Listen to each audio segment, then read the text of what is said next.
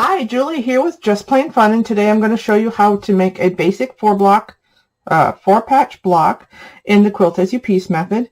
Basically what you do is you sew these two together in the normal Quilt As You Piece fashion, the way I've been doing it. Go ahead and watch previous videos if you haven't seen them yet. And then I traditionally piece these two pieces and these two pieces, and then I treat these as one piece of fabric and continue putting this block together in the Quilt As You Piece method.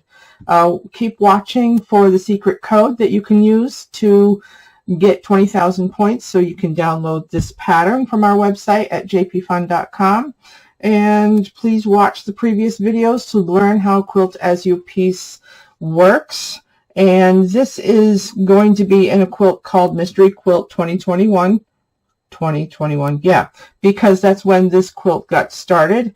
And I'm not sure, the reason why it's called Mystery Quilt is because I do not know what blocks are going to be in it. There's going to be a total of 30 blocks, and most of the way through I started using AccuQuilt to cut my fabrics. These 4 pieces of fabric and these 4 pieces of fabric have been cut with the AccuQuilt system. Die number 1, if you have the AccuQuilt die system, the cube system, this is cube number 10, the number 1 die, and I use that for all 4 of these pieces and 2 of the batting pieces. And then I just regular cut the single piece of batting that you'll find is in here as you watch. So watch for the secret code. Not sure when it's going to be. Just keep watching until the end, and then take that secret code over to jpfun.com and claim 20,000 points, and then redeem those 20,000 points to get this pattern. All right, otherwise it's $1.99 or 20,000 points. Okay, thank you, and have a okay, now let's get started. All right, so in order to do the basic 4 patch in the Quilt As You Piece method, I've already cut out the fabrics, and wanted to point out the fact that this piece here, this batting piece here, is all one piece of batting because of the way we're going to make this block. So what we're going to do is we're going to stitch these two together with their separate pieces of batting as you normally would in Quilt As You Piece. And I'm going to go ahead and do that separately, but I wanted to talk to you about, for those of you who have not been following along, I use glue to put everything together before I stitch it. The glue, I use this to baste the layers, and I put the glue actually on the fabric itself, and then I iron it down to set it in place. You can also use fusible batting, that 80/20 by Hobbs. It works great for this. And then to actually do the seam, I use Elmer's school glue, the washable kind. And I just put little dots along the edge and glue the fabrics together that way. So I'm going to go ahead and do these. If you want to see the actual process for how this is done, go ahead and watch my previous videos. And so I'm just going to go ahead and get these two put together, and then I'll show you what I do to put these together with these. All right, I'll be right back. I'm back. I wanted to show you something that I have done for the first time in my life. Is I used a Teflon, or I used a heat press batting together fusible tape on top of my joint here, and then I went over it with my zigzag stitch. And I used the 3/4 inch wide, and I will provide an affiliate link on my website on where I got this. I believe I got it from Amazon.com. And basically all I did is I cut off a piece a little bit longer than I needed it to be. I laid it down and I heat set it. Then I flipped it over, went to the machine, and stitched it down from this side, just to be extra sure that it was going to be there. And that way it made it easier, and because the machine tends to pull on the batting, and by gluing on the tape first, it didn't move it at all, as you can see. And this is a great thing to use when your batting pieces are the exact same size as your fabric pieces. So I just thought I'd share that and see if these scissors are sharp and cut off the excess. Just like that. Simple as that. And that's it for scrap. And I'll trim the other side with my rotary cutter when I get to it. So I just thought I'd share that with you. And again, like I said, I'll provide the link to this product. The product that I bought came in 2 widths. This is 3/4 inch, and then they have another thick, wider width.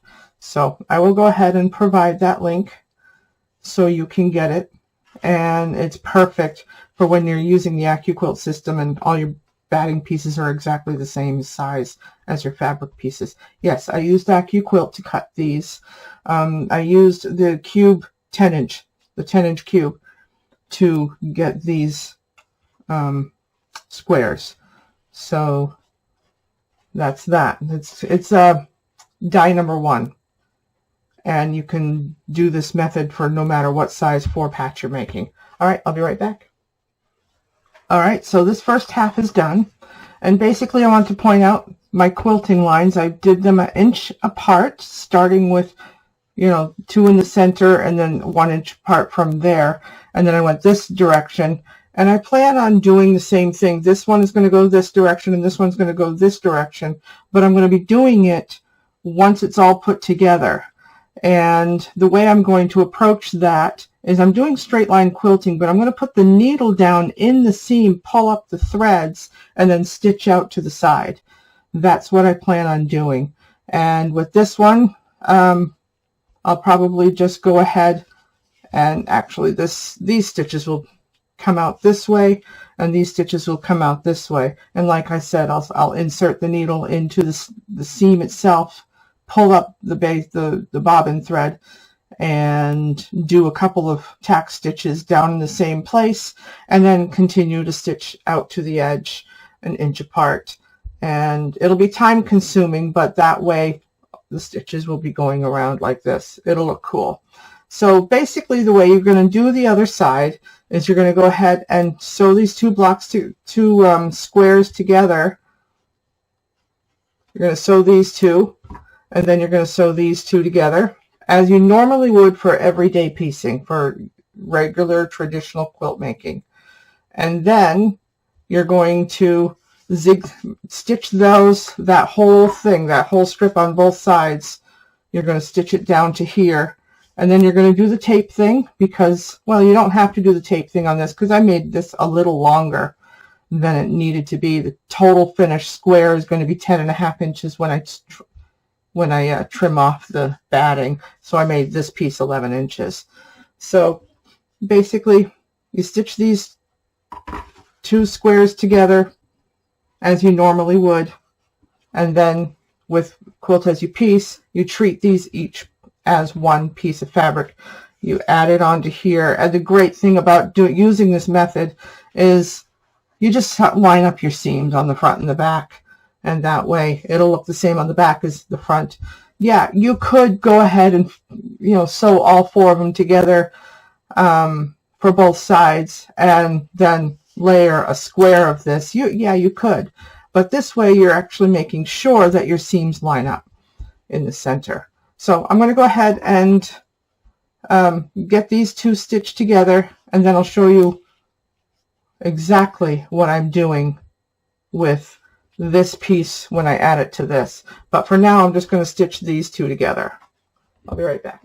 All right, I have my stitches put together, my patches sewn together. And one thing I want to point out is when you go ahead and press your seams, you want to make sure that these seams are pressed in the opposite direction so that when they're layered, they lie flat on top of each other. So what we're going to do is we're going to set this aside for now. Get over here. All right, now you're going to line this seam up, and you can use clips on this if you want. I just don't have them handy with me. Let's see what I've got. I've got a binder clip. I can use one of these. So basically you want to go ahead and line this seam up. Pins are kind of hard to use in this manner because of the thicknesses, but you want to go ahead and clip that together. And then I am going to glue this down and then layer this side on the layer it over. Okay, And then I'm going to turn it over, and I'm going to lay this one down right here and do the same thing and glue it down, and then I'll run a stitch. So I'm going to go ahead and do that, and using the liquid glue, that's what I'm going to do.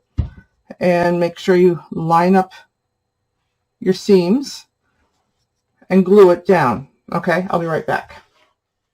So I have them stitched, and I think I did pretty good with getting this centered and pressed. So let's take a look at this side. That's pretty good. So the next step here is to go ahead and add the batting. And I'm going to do the batting the same way I did with the other one. I will use the iron-on basting tape or mending tape, or putting the batting together tape, whatever you want to call it. I'm just going to do that because that worked really, really well. In fact, I'll probably use that for, you know, every seam that I might find difficult. And yes, I'll still do the zigzag because that's just added insurance. So I'm going to go ahead and do that. And if you notice, this seam goes this way, and the seam on the back is going that way. And that makes it flatter, and that should make it work better. So I'm going to go ahead, and I'll be right back. All right, I decided to show you a little bit of a close-up on the seam tape here. So I think it looks pretty good. Let me increase here. Basically, what I want to show you is if you're going to use the seam tape, make sure that the tape is lined up inside the seam allowance. That's all I wanted to point out. And then I'm going to go ahead and do the zigzag stitch along this line. Okay, so I will be right back. The block is done, and all I have to do is trim off the batting, and it should be right on. Let's go take a look, see how I did. This is my 10.5-inch square, and it looks close. It looks close enough so that when I put on the sashing, I can compensate for it. So I'm going to go ahead and go to my rotating cutting mat and trim off the batting. And that is basically that. I'll be right back. Completely done. And I just wanted to thank you for watching. And this pattern is going to be 20,000 points on my website, or $1.99, and you can get to it at jpfun.com, and there'll be links in the description. And it is free to join with a points account, or if you don't want to bother with points, you can sign up for $95, which is a one-time fee forever, and get access to everything that's on the site, which includes crochet patterns, paper bead stuff, and quilting and sewing projects. So let's take a look at the back. I actually love this. And until next time, thank you and have a great day. Goodbye.